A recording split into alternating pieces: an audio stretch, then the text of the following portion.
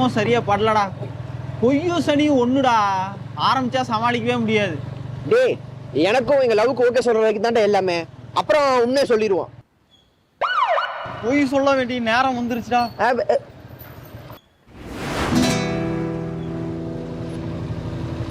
Sir sir sir sir please sir, அவ்வளோ காசு இல்லை சார். கொஞ்சம் அர்ஜென்ட்.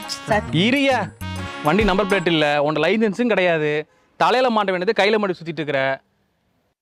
இவனை பாரு, பப்ளிக்ல கொஞ்சம் கூட ரெஸ்பெக்ட் இல்லாம சட்டையெல்லாம் சுத்திட்டு இருக்கிறான். சார் அப்படி இல்லைங்க சார். பாவம் சார். என்ன பாவம், பையனை கட்டிட்டு போயா பேசாம. சார் இவ்வளோ இல்லைன்னு தெரிஞ்ச உங்களுக்கு எங்ககிட்ட காசு இல்லைன்னு தெரியல பாருங்க சார்.